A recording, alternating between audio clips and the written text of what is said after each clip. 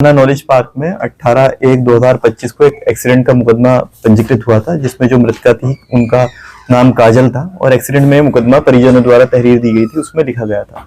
इसमें एक्सीडेंट जब ये लिखा गया तो हमें कुछ क्लूज मिले और कुछ जो हमें इन्फॉर्मर्स हैं उनकी सूचना मिली कि इसको हम एक अन्य एंगल, मर्डर के एंगल से भी इसमें इन्वेस्टिगेशन की जाए। जब उसमें मर्डर के एंगल से इन्वेस्टिगेशन ACP-1 और SHO नॉलेज पार्क की टीम द्वारा उसमें करी गई तो उसमें कुछ अन्य तथ्य जो है प्रकाश में आए। जो एक्सीडेंट में प्रयुक्त कार थी वो एक ब्लैक स्कॉर्पियो थी और वो एक व्यक्ति है शिव पांडे, उसके नाम पे वो रजिस्टर्ड थी, वो उसका मालिक था।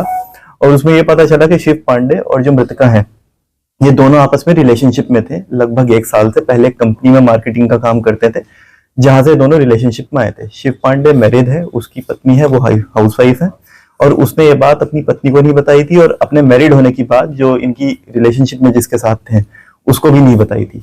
लगभग 2 महीने पहले जो है इनको पता चला कि शिव पांडे इस तरह से काजल के साथ रिलेशनशिप में है और तीनों लोगों के बीच में डिस्प्यूट शुरू हुआ।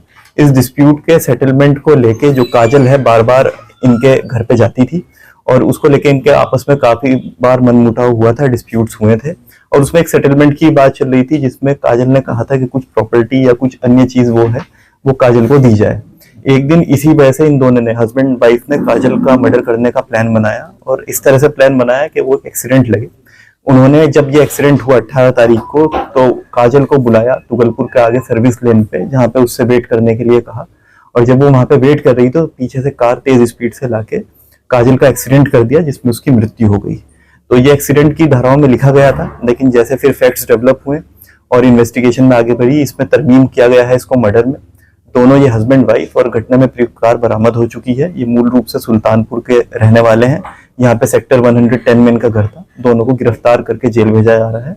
अग्रिम विधिक कार्रवाई इसमें प्रचलित है। घटना के बाद महिला भी गाड़ी के अंदर? हाँ, दोनों हस्बैंड वाइफ एक साथ ही एक कार में मौजूद। आरोपी वर्तमान में क्या करता है? ये मार्केटिंग का काम करता है।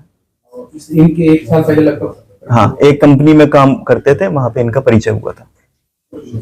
ठीक है।